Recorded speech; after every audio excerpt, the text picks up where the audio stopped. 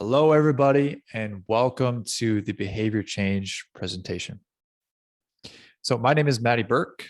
I'm a behavior change coach. I help people change their habits and their behaviors. So what I'd like you to get out of this presentation is some real tangible steps that you can take and implement into your life. So what I would like to share before I do, I would like to share a bit of my story. So I think these presentations are really great. I think you can learn a lot from these presentations. I think one element of it that can happen sometimes when you're listening to someone speak is like, does this person understand my situation? Have they gone through what I've gone through? Do they really understand what it's like to be in my position? Okay. So I wanted to share a little bit about my experiences with health. So if you can see on the left side picture, I was 20 pounds overweight here. I was binge eating and drinking all the time, just eating everything that was in front of me. I was binge drinking. I was drinking a lot. I was grieving and I was depressed. Okay. So I had lost someone to suicide that was close to me. And my lifestyle completely changed. It's just eating and drinking everything in front of me.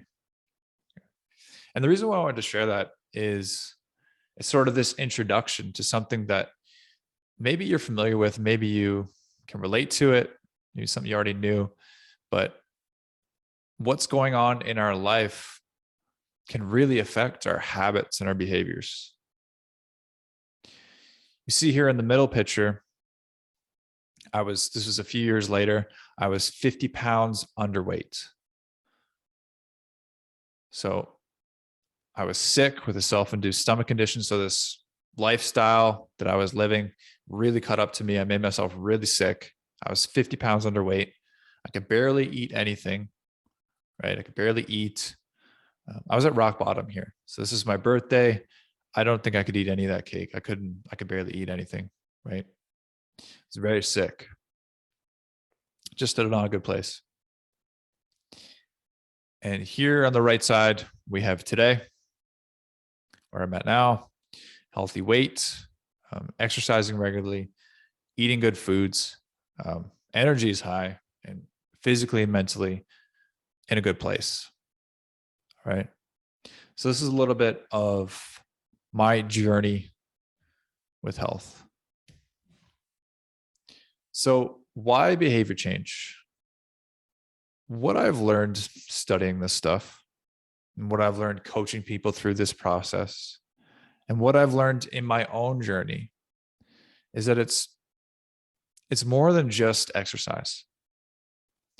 It's more than just diet. It really is, it's the small daily habits that we do every day that build up over time to become the person that we want to become, right? I think oftentimes, like when we see the before and after pictures, maybe like the ones I just shown, right? Or we have this idea in our head of the person that we want to become, or the goal that we want to reach, right? So we have this vision of ourselves. And what can happen is we just think, okay, tomorrow I'm going to wake up and I'm going to become that person, which is awesome energy, by the way. But what happens is like we wake up and we just dive right into it. We try to do everything at once. We work out all the time and we try to change our diet completely right away. Oftentimes it doesn't last, right? Maybe it lasts a week or 2 weeks or a month or two, but inevitably it just becomes too overwhelming and just too much. It's not sustainable. We fall back to our previous habits. So it's about the small daily habits that we can build over time.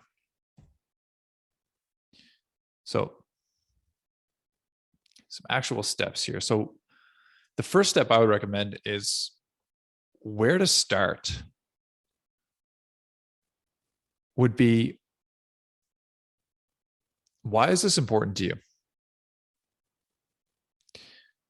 That may sound like a silly question. You may be thinking like, of course this is important to me. It's important. Health is important. I want to become healthier. I got to take care of myself. You guys are in the change program. So you've already taken some steps. You've taken some action towards making some change. Maybe you're learning some things. Maybe you already made some changes, right? So I would encourage you to think about why that was. Why is the reason that you decided to take action? What was the reason that you wanted to make a change? And more so of just, the health is always a reason, like more so than the surface level stuff. Like if you really peeled back the layers, like what's the real reason to you, like as the individual? What's the reason that you want to make this change? Why is this important to you in your life? You see here, we have the 4 F's of life. These are the 4 areas that are usually most important to people in their life: fitness, family, finance, and faith. So you can start to think about, how does this affect these areas of my life? So starting with fitness, you can think about this as health. How does it affect my health right now? My energy, am I in pain? What will my long-term health look like if I continue on this track? With family, how does this affect my relationship with my family, my significant other, maybe with my children? My energy, does it affect my relationships? And again, this is like, what's important to you? What resonates with you? So these are just examples. Next one is finance.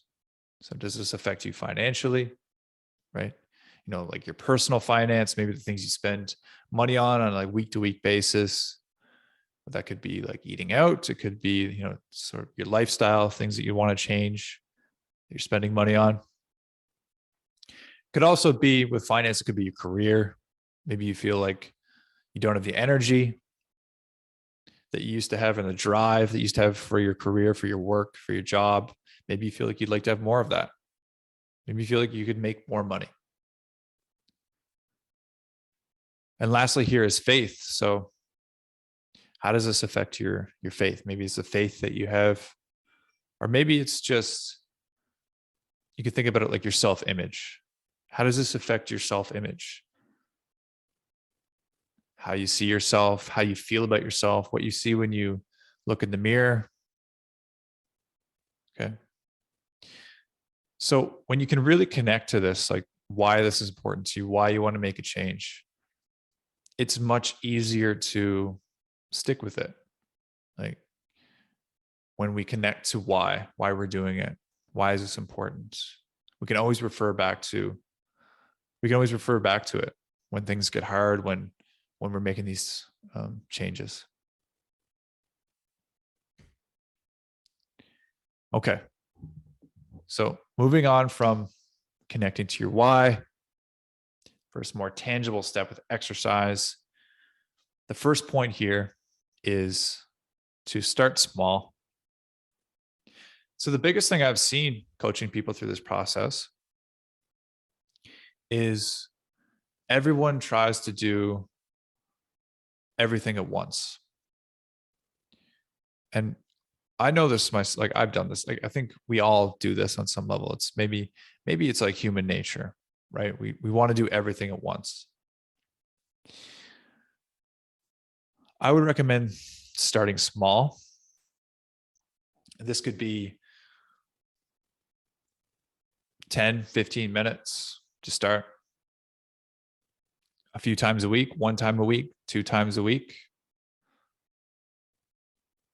Amount of time that you definitely know that you could do. The next point here would be start with something you enjoy. So I had a client that really enjoyed dancing. Loved playing music, dancing in his living room. So that's what he did to start. Right. So think about what you would like to do. What do you like to do? Would you like to dance? Would you like to go for a walk? Maybe there was a routine that you used to do back in the day. You'd like to do that again. Maybe there's something you'd like to try. Maybe you would like to garden. That's something you would want to do. Okay. So start with something you enjoy. The last point here is to put it in your schedule. So just like you would if you had a doctor's appointment, just like you would if you had a business meeting, there was something that was important to you, you would put that in your schedule. The same thing here, right? If we put it in our schedule, like I'm setting the intention, I'm going to exercise at this time on this day. It makes us much more likely that we're going to do it. It also, it's an action that shows how important it is to you, right? Like putting in my schedule, I'm going to do it at this time.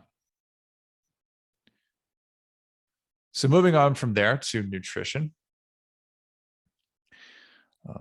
diet. There's a lot of noise with nutrition. There's a lot of conflicting information. There's just a lot of information in general with nutrition, right? There's 100 fad diets. There's headlines every day. This is the diet. This is how you lose weight. This is the diet. This is how you lose weight. You got to do this. Cleanses, micros, macros. I would recommend keeping it simple. The first point here is keeping it simple. And starting with the big rocks. So what are the big things? The things that are going to get the most benefit and the most results. Just start with those. So example, that could be 3 meals a day. Am I eating 3 meals a day consistently at consistent times? Once you're doing that, once you're eating 3 meals a day, consistent times, then you can start to make changes to those meals. Small changes to those meals to make them a little bit more healthy, right? So small changes, last point. Example could be you want to make one change to breakfast this week. You also want to make it enjoyable. So if you absolutely hate oatmeal, for example, chances are you probably won't stick with that, right? Oatmeal is just the worst thing in the world. And you just don't like it. But let's say that you do like eggs in the morning. You do like eggs. Maybe that would be a better option, right? So if you choose foods that you enjoy, you're much more likely to stick with them, right? So on more of a bird's eye view, it's like, okay, that's all cool. How do I implement this into my life? So you want to look to change 2 to 3 things a week, 2 to 3 simple things a week, small changes. You want them to be attainable. So things you definitely know you can do. So when you sit down, set up the goals, you want to make sure that they're things you know you can definitely do. And they want to be repeatable. So you want to know that you can repeat it over and over. So some examples of this could be like making one change to breakfast, making a small change to breakfast this week, and working out 2 times for 15 minutes. Right? That's 2 things. So I would recommend not moving on from these 2 things until you've completed them. So let's say at the end of the week, you made the change to your breakfast, you did it 5 days out of 7, and you did 1 workout out of 2. That's cool. Just try again the next week. Next week rolls around, maybe you hit 7, maybe you do the 2 workouts. And then at that point, you can worry about adding something else. You may think like, okay, made one change to breakfast. That went well. I did the 2 workouts. Maybe this week I could make a small change to lunch.